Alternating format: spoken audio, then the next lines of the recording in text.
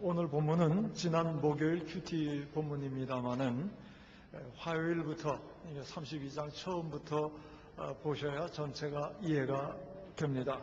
그래서 앞부분을 잠시 좀 간략하게 좀 살펴보도록 할 텐데요. 먼저 32장 1절과 2절을 먼저 읽겠습니다. 제가 한번 읽어드리겠습니다. 주목해서 들어주시기 바랍니다. 32장 1절과 2절입니다. 루벤 자손과 갓 자손은 심히 많은 가축대를 가졌더라. 그들이 야셀 땅과 길르앗 땅을 본즉 그곳은 목축할 만한 장소인지라. 갓 자손과 루벤 자손이 와서 모세와 제사장 엘르아살과 회중 지휘관들에게 말하여 이르되, 이렇게 32장이 시작되고 있습니다. 이스라엘 백성이 이제 요단강 동편, 가나안 땅은 요단강 서편 지중해 쪽에 붙어 있는 거고요. 근데 이제 가나안 땅 진입하기 바로 전 단계인 요단강 동편 땅을 대체로 평정했습니다. 그래서 이제 요단강을 건너서 지중해 방향으로 가나안 땅으로 들어갈 준비가 거의 다 되었습니다. 그때 12지파 중에 2지파인 루벤 지파와 갓 지파가 아주 기발한 생각을 했습니다. 동편 땅을 점령하고 보니까 그 땅이 참 좋아 보였던 것입니다. 남부 쪽은 야셀이고 북부 쪽은 길르앗인데 그 땅이 참 좋아 보였어요. 이 땅에 그냥 머물면 좋겠다. 우리 가축도 많은데 목축하기에 참 적당한 땅이다. 이런 생각을 했는데 생각만 한 것이 아니고 이제 그 생각을 모세를 찾아와서 얘기를 하게 된 것입니다. 근데 모세에게만 조심스럽게 얘기한 게 아니고 제사장도 있고 각 그 지휘관들이 다 모여 있는 자리에서 자신들의 욕구를 그대로 표현했습니다. 이렇게 자신들의 욕구를 거침없이 말하는 이 당돌한 모습을 보면서 참 신세대답다, 그런 느낌이 듭니다. 출애굽 9세대는 다 이제 거의 다 죽었고 신세대가 이제 자리를 잡은 거거든요. 자기의 욕구를 거침없이 당돌하게 표현하고 있습니다. 신세대의 특징은 지금이나 3000년 전이나 비슷한 것 같아요. 우리도 젊었을 때는 비슷하게 행동했습니다. 너무 신세대들에게 놀라거나 혹은 거부감을 가질 필요 없다 생각합니다. 하나님의 지혜로 신세대와 함께 잘 이 땅을 살아가면 하나님의 은혜가 임할 것입니다. 여하튼 거침없이 우리는 그냥 여기 남겠습니다. 그렇게 표현하는 루벤 지파와 갓 지파, 그것도 많은 사람들 있는 데서 그런 말을 해버린 그 두 지파의 자손들, 잘한 겁니까? 못한 겁니까? 어떻게 생각하세요? 잘했느냐 못했느냐, 이것을 놓고 오늘 얘기를 좀 풀어가 보려고 합니다. 모세는 처음에 이 새로운 제안을 듣고 진노했습니다. 아주 화가 많이 났어요. 왜냐하면 그들의 제안은 38년 전 가데스 바네아에서 있었던 불행한 사건을 연상시켰기 때문입니다. 그때 이제 가데스 바네아, 그 가나안 땅 밑에 지방까지 가가지고 12명의 정탐꾼을 보냈어요. 그 정탐꾼들이 일치가 됐더라면, 하나님 뜻과 일치가 됐더라면 광야 생활 38년 할 필요가 없었습니다. 그런데 불행히도 여호수아와 갈렙을 제외한 10명의 정탐꾼은 아주 부정적인 보고를 했습니다. 우리 그 땅에 들어가면 다 죽는다. 그 땅의 사람들은 거인과 같아서 우리는 똥 메뚜기 같더라. 우린 다 죽게 될 거야. 이런 얘기를 해가지고 온 백성이, 그러면 우리는 어떻게 하느냐. 우리가 괜히 나왔다. 모세를 원망하고 하나님을 원망했습니다. 그래서 하나님께서 진노하셔서 결국은 출애굽 1세대들은 가나안 땅에 못 들어간다라는 그런 벌을 내리시고 그 이후에 38년이나 척박한 광야에서 생활하게 되었던 것입니다. 이제 그런 과정을 거의 마치고 광야 생활을 청산하고 전열을 정비해서 가나안 땅 점령 전쟁을 시작하려는 그런 때였는데 갑자기 루벤과 갓 자손들이 우린 안 들어가겠다. 여기에 그냥 머물게 해달라. 그런 제안을 했던 것입니다. 옛날 생각이 나면서 모세가 화가 많이 났습니다. 이것은 단순히 그 두 지파의 문제만은 아니었습니다. 그런 제안은 다른 10지파의 사람들의 사기를 완전히 꺾어놓는 일종의 반역 행위와도 같은 제안이었습니다. 그래서 모세는 14절과 15절을 얘기하게 됩니다. 14절과 14절 모세가 그 제안을 어떻게 생각하고 어떻게 반응했는가를 잠시 보겠습니다. 제가 읽겠습니다. 14절과 15절입니다. 보라, 너희는 너희의 조상의 대를 이어 일어난 죄인의 무리로서 이스라엘을 향하신 여호와의 노를 더욱 심하게 하는도다. 너희가 만일 돌이켜 여호와를 떠나면 여호와께서 다시 이 백성을 광야에 버리시리니 그리하면 너희가 이 모든 백성을 멸망시키리라. 이 앞에 이제 38년의 나쁜 그런 과거를 얘기하고 나서 결론적으로 14절, 15절을 얘기하는 거예요. 너희는 조상의 대를 이어서 일어난 죄인의 무리구나.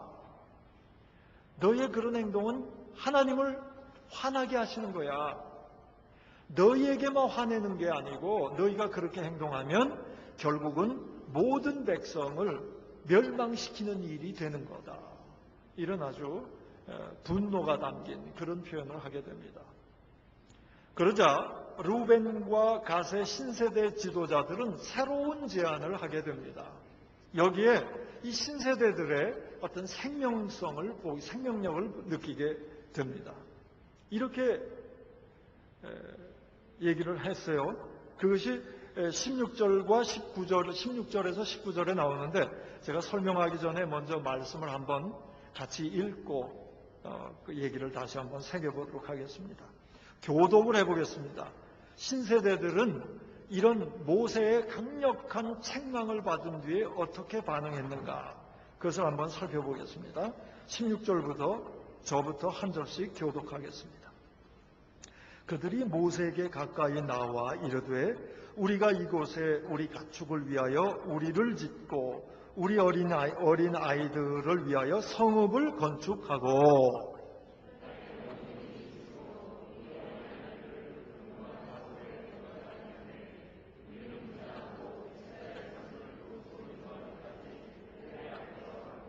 이스라엘 자손이 각기 기업을 받기까지 우리 집으로 돌아오지 아니하게 싸우며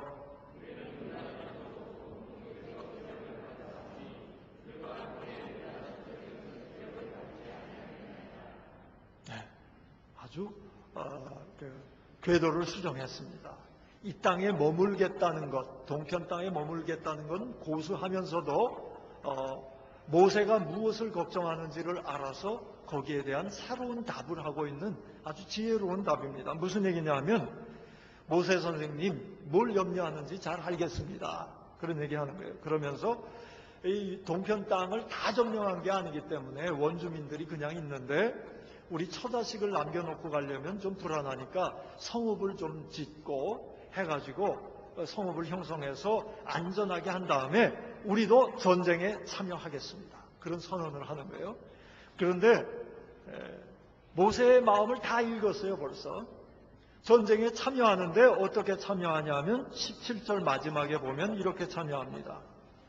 이스라엘 자손을 그곳으로 인도하기까지 그들의 앞에서 가고 이렇게 얘기를 해요. 이 뭐냐면 전쟁에 참여하는데 그냥 참여하는 게 아니고 선봉에 서겠습니다. 그 얘기입니다. 안심하세요. 이스라엘 백성들 사기 거 없지 않겠습니다. 우리 처자식은 남겨놓겠지만은 우리는 전쟁의 선봉에 서겠습니다. 그러고 또 약속하는 거예요. 18절 이스라엘 모든 자손이 가나안 땅을 다 점령해서 땅을 분배받기 전까지는 우리도 돌아오지 않겠습니다. 같이 하겠습니다. 그리고 19절에 또 아주 지혜로운 제안을 합니다. 우리가 끝까지 전쟁에는 참여하겠지만은 가나안 땅에선 땅을 분배받지 않겠습니다. 우리는 이 동편 땅으로 만족합니다. 우리가 끝까지 참여했다 그래서 우리에게 가나안 땅 주실 염려 안 하셔도 됩니다. 안심하십시오. 이런 제안을 했던 것입니다. 어떻습니까? 이 제안이. 신세대의 이러한 제안은 그럴듯해 보여도 여러 가지 위험성을 가지고 있는 제안입니다. 왜냐하면 함께 움직여야 되는 이스라엘 백성의 두 지파가 그 자리에 그냥 남겠다는 거예요. 여하튼 본론은 그거예요. 남겠다는 거예요. 근데 처자식만 남겨둘 수 없기 때문에 실제로는 한 3분의 2에 해당하는 병사를 그냥 남겨뒀습니다. 한 4만여 명만 참여했어요. 그렇게 하겠다는 거예요. 그러면은 이 얘기는 뭐냐 하면 이스라엘이 가나안 정복 전쟁을 시작하기도 전에 이스라엘의 단합을 처음부터 깨뜨릴 수 있는 여지가 충분한 것입니다. 또 설사 그렇게 선봉에 서서 전쟁에 참여한다 하더라도 그러한 결심이 과연 끝까지 가겠느냐. 전쟁이 몇 년 걸릴지도 모르는데 자기네 처자식 다 남겨두고 왔는데 끝까지 전쟁에 참여할 것인가? 충성심이 끝까지 갈 것인가? 상황이 어려워지면 얼마든지 변할 수 있지 않겠는가 하는 염려스러운 위험한 제안인 것입니다. 그런데 이러한 제안을 듣고 모세는 과감하게 결단했습니다. 신세대를 품는 결단을 했어요. 배척하지 않았습니다. 여러 가지 위험성, 모세의 그 많은 경륜에 의해서 이것은 참 위험한 제안이다라는 것을 알았지만은 신세대를 품어들여서 그 제안을 허락하는 그 모세의 그 위대한 그 포용력을 보여줍니다. 이러한 포용력을 가진 모세의 그 허락의 내용이 바로 오늘 본문의 내용인 것입니다. 모세는 오늘 본문 29절을 통해서 허락의 조건을 한번 확인해 줍니다. 29절입니다. 한번 보겠습니다. 모세가 그들에게 이르되 갓 자손과 르우벤 자손이 만일 각기 무장하고 너희와 함께 요단을 건너가서 여호와 앞에서 싸워서, 여기서 여호와 앞에서 싸운다는 말은 선봉에 서서 그런 뜻이에요. 왜냐하면 이스라엘 군대가 이렇게 싸움하러 나갈 때 순서가 있어요. 성경에 보면 맨 앞에는 선봉대가 섭니다. 그 다음에 그 바로 뒤에는 7 제사장들이 나팔을 들고 섭니다. 그 다음에 여호와의 궤, 법궤가 따라갑니다. 그리고 주력 부대가 여호와의 법궤 뒤에 서게 되어 있어요. 인간적인 눈으로 보면 어리석은 배치입니다. 그러나 이스라엘 사람들은 그런 진용을 갖추고 전쟁에 임했습니다. 왜 여호와의 법궤를 앞에 세웠는가? 제사장들을 앞에 세웠는가? 이 전쟁은 인간의 전쟁이 아니고 하나님의 전쟁, 거룩한 전쟁이라는 것을 각인시키기 위해서 법궤를 앞에 세웠던 것입니다. 그런데 그 법궤보다 바로 앞에선, 맨 앞장선 사람들이 선봉대입니다. 모세가 못을 박는 거예요. 너희는 여호와 앞에서 싸운다. 이 얘기는 선봉대에 선다. 그 얘기입니다. 그렇게 서서 그 땅이 너희 앞에 항복하기에 이르면 길르앗 땅을 그들의 소유로 줄 것이니라. 길르앗은 말씀드렸듯이 가나안 땅이 아닙니다. 목표했던 가나안 땅이 아니고 이미 평정한 동편 땅이에요. 밑에가 야셀이고 위가 길르앗입니다. 너희가 선봉에 서서 끝까지 전쟁을 마치게 되면 길르앗 땅, 야셀 땅을 주겠다는 겁니다. 그런 조건을 루벤과 갓 자손이 제안한 그 내용을 다시 한번 각인시키는 내용이 29절입니다. 그러면서 30절을 말씀하세요. 이 30절 참 의미심장한 구절입니다. 한번 30절을 같이 읽겠습니다. 30절입니다. 그러나 만일 그들이 너희와 함께 무장하고 건너지 아니하면 그들은 가나안 땅에서 너희와 함께 땅을 소유할 것이니라. 이게 무슨 얘기냐면요, 루벤과 갓 자손이 전쟁에 참여하지 않게 되면 땅을 받기는 받게 될 텐데 가나안 땅에서 받게 될 거다. 좀 이상한 얘기죠.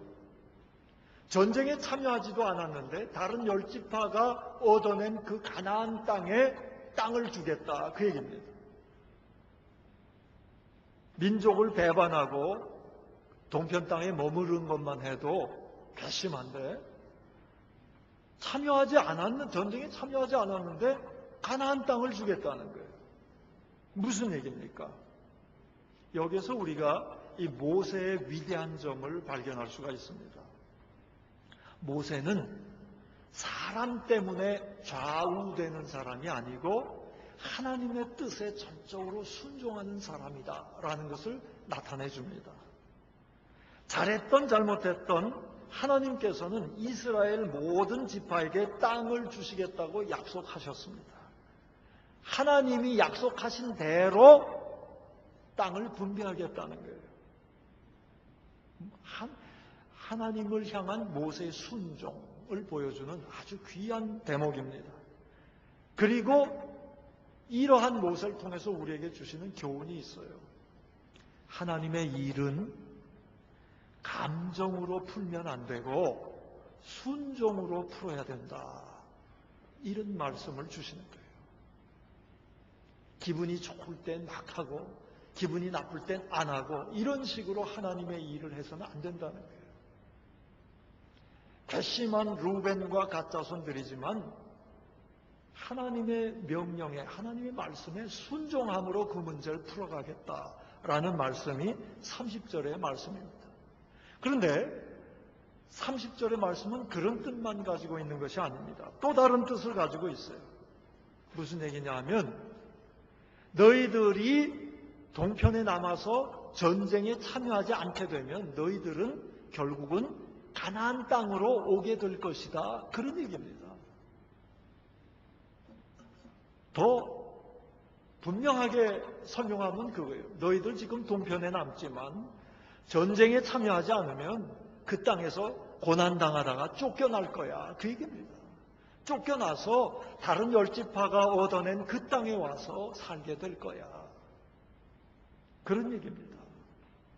그리고 물론 그렇게 인도했던 지도자들은 처벌받게 될 것이다, 그런 얘기가 30절의 말씀이에요. 이 30절의 말씀을 새겨 들으면 축복임은 분명하지만 무서운 축복입니다. 우리의 미래가, 이스라엘의 미래가 결국은 하나님의 뜻에 순종하느냐 안 하느냐에 전적으로 달려 있다는 거룩하고도 단호한 선언을 모세는 30절을 통해서 하고 있는 것입니다. 지금 좋은 거, 지금 마음에 끌리는 게 중요한 게 아니라 하나님 말씀에 순종하는 게 중요하다라는 메시지를 주고 있는 것입니다.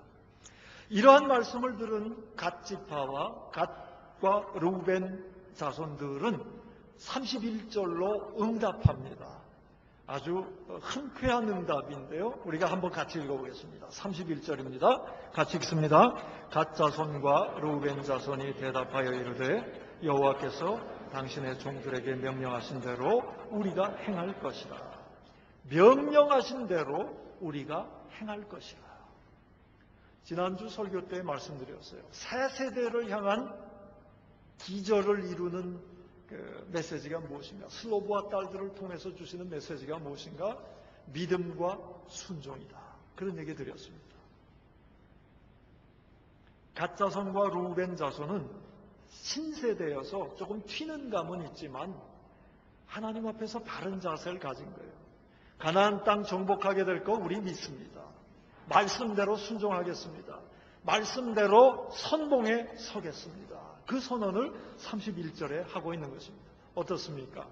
루벤 자손과 갓 자손이 잘했습니까? 못했습니까? 조금 어두웠던 것이 좀 징조가 밝아지는 게 느껴지시죠? 조금만 더 살펴보고 결론을 맺겠습니다. 오늘의 말씀, 이제 메시지 조금 더 본론으로 들어가고자 하는데요. 그 메시지, 르우벤과 가짜손을 통해서 주시는 메시지를 오늘의 말씀의 제목으로 정리해 보았습니다. 아직 안 나왔네요. 오늘의 말씀의 제목, 플러스 알파, 플러스 베타. 이 메시지를 우리에게 주시는 거예요. 어떤 가정, 어떤 공동체이든지, 가정이든지, 교회든지, 회사든지, 어떤 공동체이든지 잘 되려면 플러스 알파와 플러스 베타가 있어야 하는 것입니다. 우선 플러스 알파부터 좀 설명을 드리겠습니다. 제가 다른 자리에서 간략하게 얘기 드린 적이 있는데 오늘 조금 풀어서 얘기를 드려보겠습니다.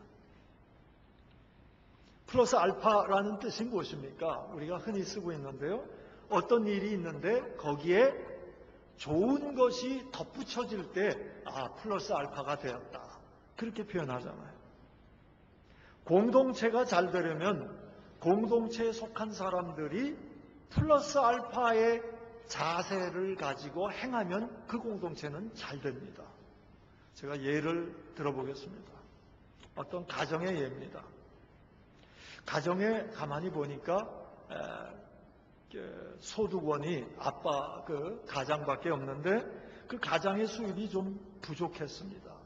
그럴 때 경제적인 게 좀 부족해지자 부인도 좀 부업을 해서 가정경제에 플러스 알파를 하고 자녀들도 아르바이트를 해서 플러스 알파를 한다면 그 가정은 잘된 가정이 될 것입니다.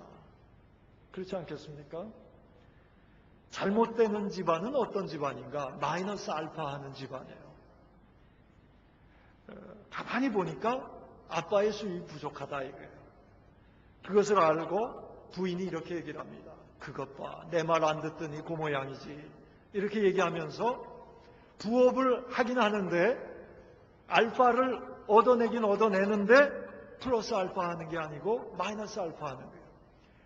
저 남편 믿고 살다간 안 되겠다. 내 노후가 걱정된다.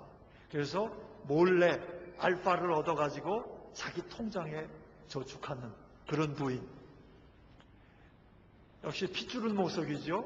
자녀들도 아르바이트를 하는데 역시 자기 통장에다가 집어넣는, 전체에게는 알파가 있음에도 마이너스 알파 해버리는 그런 가정이 있다면 그 가정이 잘 되겠습니까? 근데 어떤 공동체이든지 간에요, 하나님께서 알파라는 능력을 주셨을 때 그 알파를 그 공동체에 플러스 하기보다 마이너스 알파 하기를 좋아하는 분들이 좀 있어요. 가끔 가다가 있어요. 왜 그럴까를 생각해 보면 그런 생각이 듭니다. 이렇게 해석이 돼요. 내가 알파를 가지고 있으니까 나를 인정해달라. 나를 알아달라. 그런 경우들이 좀 있는 것 같습니다. 내가 빠지면 전체의 마이너스 알파가 되니까 나를 좀 알아달라. 이런 사람들이 마이너스 알파를 해요, 보통. 근데 참 불행한 사람입니다. 왜냐하면 오늘 성경에도 잘 보세요. 두 지파 빠져도 가나안 땅은 정복된다는 거예요. 그리고 그 땅을 빠진 지파에게 주겠다는 거예요. 하나님의 뜻은 그거라는 거예요. 여러분, 우리가 가진 알파를 마이너스 시켜도 하나님의 뜻은 이루어집니다. 그 손해는 자기가 보는 거예요. 왜냐하면 그리스도의 모습을 닮을 수 있는 기회를 발로 차는 것이기 때문이에요. 그리스도는 어떤 분이십니까? 그리스도께서 우리에게 어떻게 가르치셨어요? 스스로 본을 보이시면서 가르치신 말씀 있지 않습니까? 한 알의 밀알이 그대로 있으면 한 알로 있되 그것이 땅에 심기어서 썩어지면 많은 열매를 맺는다. 예수님께서는 그것을 몸소 실천해 주신 분이에요. 예수님의 생명까지도 내어주셔서 죽으심으로 온 인류를 구원하신 분, 생명의 열매를 맺게 하신 분 아니십니까? 그러면서 우리에게 미랄의 교훈을 주셨어요. 플러스 알파란 건 무엇입니까? 그 알파는 한 알의 미랄과도 같은 거예요. 그 미랄, 자기 거지만 그 미랄을 공동체를 위해서 내어놓을 때 많은 생명들이 소생되는 그런 하나님의 역사, 그리스도를 담는 그런 복된 자리가 된다는 건데, 그걸 발로 차는 사람들이 마이너스 알파 하는 사람들, 본인만 불행해지는 것입니다.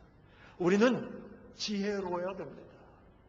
플러스 알파의 자리에 저와 여러분이 같이 설 수 있기를 축원합니다. 루벤과 갓 자손은 처음에는 본의 아니게 마이너스 알파가 될 뻔했습니다. 그러나 나중에 모세의 지도를 받아서 플러스 알파로 확실하게 돌아섰습니다. 여호수아서를 읽어보면 갓 자손과 루벤 자손은 정말 선봉에 서서 싸웠습니다. 하나님의 뜻에 순종해서 약속을 지킨 것입니다. 상상해 보세요. 루벤 자손과 갓 자손이 선봉에 서서 열심히 맨 앞장서서 가장 위험한 자리에서 전쟁을 치르는 모습을 10지파들이 뒤에서 보았을 때 얼마나 힘을 얻었겠습니까? 저는 가나안 정복의 1등 공신이 누구인가? 물론 여호수아를 꼽을 수도 있고 갈렙을 꼽을 수도 있고 다른 사람을 꼽을 수도 있겠죠. 그러나 오늘 본문 말씀에 비추어서 보면 가나안 정복의 1등 공신은 루벤과 갓 자손들이다. 특별히 그들의 지도자들이었다. 그렇게 생각이 됩니다. 플러스 알파를 보여줬기 때문입니다. 그런데 플러스 알파만 보여준 게 아니에요. 루벤과 갓 자손의 위대한 점이 더 있습니다. 자신들의 생각을 지도자들 앞에서 솔직히 밝히고 지도를 받았다는 거예요. 이것도 굉장히 위대한 거예요. 보통은 생각이 다르면 뒤에서 어두운 데서 수군거리는데 그렇게 하지 않았어요. 밝은 데에 나와서 자신의 뜻을 표현하고 지도를 받아서 그것을 수정해서 플러스 알파 되는 길로 갔습니다. 이게 굉장히 위대한 거예요. 그런데 그것만 위대한 게 아니에요. 또 있어요. 루벤과 갓 자손들은 플러스 베타도 했습니다. 보통 우리가 플러스 알파 그러면 어떤 일이 있는데 그 일에다가 금상첨화처럼 좋은 거를 더하는 걸 플러스 알파라 그러죠. 근데 플러스 베타는 전혀 다른 좋은 일을 추가할 때 플러스 베타라고 제가 말을 만들어 보았습니다. 그런 말이 쓰이고 있지는 않는데 오늘부터 좀 쓰셨으면 좋을 것 같아요. 왜냐하면 요단강 동편 땅은 원래 이스라엘 사람들이 점령을 목표로 했던 땅이 아닙니다. 목표는 서편의 가나안 땅이었어요. 그런데 루벤과 갓 지파를 통해서 새로운 땅을 추가하게 된 것입니다. 새로운 생각과 새로운 감각으로 새 땅을 더하게 됐던, 생각지 않았던 땅을 더한 겁니다. 그래서 제가 플러스 베타라고 한 것입니다. 성령님께서는 우리에게 플러스 알파 하도록 인도도 하시지만 때때로는 새로운 감동을 주셔서 플러스 베타 하도록 인도하세요. 루벤과 갓 자손만이 아니라 오늘날 우리에게도 그런 감동을 주세요. 우리가 그러한 성령님의 감동에 민감해야 하는 것입니다. 안 그러면 우리가 이전 것에 가나안 땅은 요단강 서편이야 여기에만 매여 있으면 새 땅, 새로운 감동으로 더하여 주시는 베타를 놓치게 됩니다. 지금 우리에게 감동 주시는 베타가 무엇인지요? 가정의 베타, 교회의 베타, 우리가 속해 있는 공동체의 베타가 무엇인지 성령님의 인도하심을 잘 받으실 수 있기를 축원합니다. 이러한 상황에서 참 모세도 위대하다. 우리 모세를 좀 살펴보고 말씀을 마칠까 합니다. 모세는 역시 위대한 사람이다. 그런 생각을 하게 됩니다. 구세대만이 아니라 신세대도 지도할 역량을 갖춘 훌륭한 분이다. 그런 생각을 합니다. 왜냐하면 새로운 제안을 받았을 때 지도자들은 불편해집니다. 왜냐하면 새로운 제안인데 그것이 매우 위험한 제안일 때는 불편해져요. 전체를 망칠 수 있기 때문에. 그래서 좀 의미는 있지만 위험한 제안일 경우에는 지도자들은 생각을 합니다. 위험도를 어떻게 낮출 수 있을까? 그러면서도 새로운 제안의 좋은 점은 어떻게 살릴 수 있을까? 이렇게 고민하게 돼요. 이게 사실은 굉장히 번거롭게 됩니다. 근데 모세는 그러한 불편함과 번거로움을 감수해냈습니다. 신세대들의 제안, 이런 제안에 거절하지 않고 새로운 제안이 왔을 때 잘 지도해서 플러스 베타 할 수 있는 길을 열어준 사람이 모세입니다. 저는 개인적으로 이 모세가 루벤과 갓 자손들의 제안을 받아들이는 모습을 보면서 참 부끄럽기도 했고 감동도 되었습니다. 이때 모세의 나이가 거의 120살이 됐던 때예요. 하나님께서는 저에게 이렇게 인도하시는 것을 느꼈습니다. 너 아직 5학년인데 모세보다 더 늙은 채 하지 마라. 그런 인도하심을 주셨어요. 모세보다 더 늙은 모습으로 살지 말라. 이것은 비단 저에게만 주시는 메시지라고 생각하지는 않습니다. 가정에서 또 공동체에서 교회에서 우리 모두에게 주시는 메시지예요. 너무 이전 것에 매여서 새로운 것을 두려워하거나 무조건적으로 배척하지 말라고. 새로운 것 속에는 성령님의 인도하심이 있을 수 있다는 거예요. 성령님의 새로운 인도하심에 늘 마음을 활짝 열고 받아들이는 그러한 열린 사람이 되어라. 이런 메시지를 우리에게 주시는 것입니다. 여러분, 자녀들이나 젊은 사람들이 미숙할 수 있습니다. 그러나 그들의 생각 속에는 플러스 베타적인 요소가 있습니다. 이것을 놓치지 않고 그것을 지도해주고 그것을 살려낼 때 우리의 공동체는 플러스 베타의 공동체가 될 것입니다. 가나안 땅을 정복하고 또 동편 땅도 누리게 되는 그러한 복이 임하게 될 것입니다. 저는 이 플러스 알파와 플러스 베타의 메시지를 우리 한민족에게 주시는 메시지라고 생각합니다. 언제쯤이 되어야 우리나라 정치가 플러스 알파 플러스 베타 하는 정치가 될 것인가? 여당이 뭘 하다가 좀 부족하면 야당이 플러스 알파 해주면 더 좋을 텐데, 야당이 뭘 새로운 베타를 주장하면 여당이 귀 기울여서 불편하고 번거롭더라도 귀 기울여서 그것이 잘 살아날 수 있도록 해주면 가나안 땅 플러스 동편 땅까지도 받을 텐데 그 시기가 언제쯤 될 것인가, 이런 생각을 해보게 됩니다. 누가 하겠습니까? 하나님의 메시지를 들은 우리 크리스천들이 먼저 앞장서야 하는 것입니다. 그렇게 되면 그날이 올 것입니다. 이런 기대를 가지고 우리 조국을 위해서 기도할 수 있기를 바랍니다. 마지막으로 성전 건축 얘기 하나만 드리고 말씀을 마치겠습니다. 이제 가보신 분은 아시겠지만 파일이 여러 개 박혔습니다.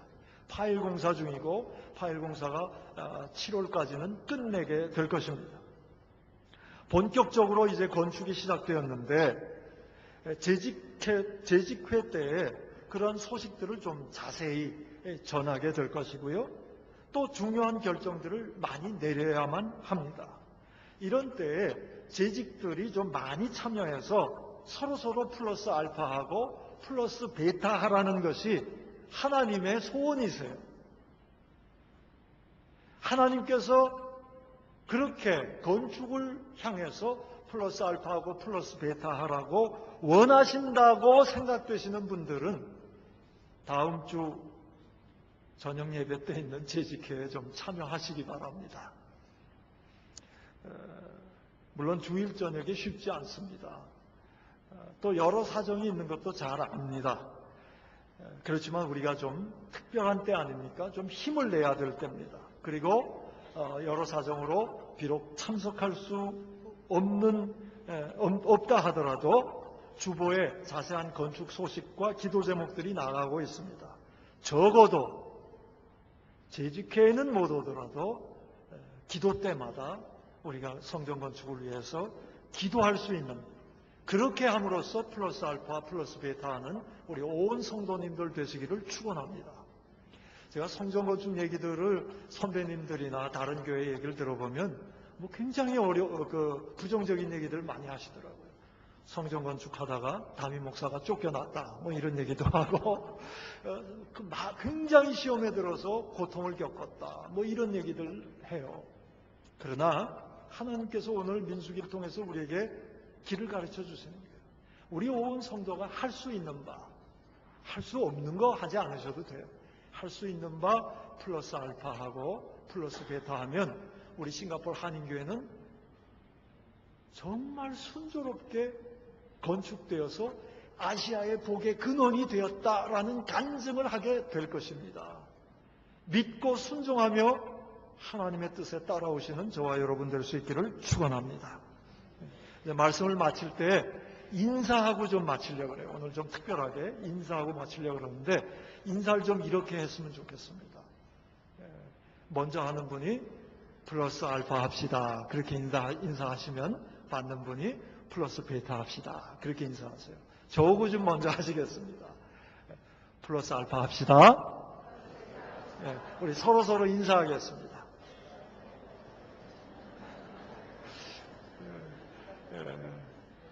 미래가 보이죠? 우리 이렇게 마음 담아서 인사하는 이 모습, 우리 하나님이 기뻐 받으실 줄 믿습니다. 우리 하나님이 역사하시는 싱가포르 한인교회로 함께 만들어갈 수 있기를 축원합니다. 기도하겠습니다. 하나님, 세상은 마이너스 알파가 지혜로운 것으로 자꾸 가르칩니다. 그러나 아버지 하나님, 예수님의 가르침에 따라서 우리는 플러스 알파로 삶을 변화시켜 나갈 수 있도록 성령님께서 인도해 주시옵소서. 또한 성령님의 새로운 인도하심에 민감하게 하셔서 플러스 베타가 되는 우리의 삶, 우리 교회가 될 수 있도록 복 내려 주시옵소서. 오직 하나님만을 바라보고 전진하게 하여 주시고 하나님의 뜻을 믿고 순종할 때 가나안 땅이 수월하게 순조롭게 우리의 것이 되는 그러한 체험을 우리가 모두 할 수 있도록 복 내려 주시옵소서. 그리하여 우리 교회가 아시아의 복의 근원 되어서 많은 사람들을 형통케 하시는 하나님을 증언하고 증거하는 그런 귀한 교회 되도록 은혜 내려 주시옵소서. 예수님의 이름으로 기도하옵나이다. 아멘.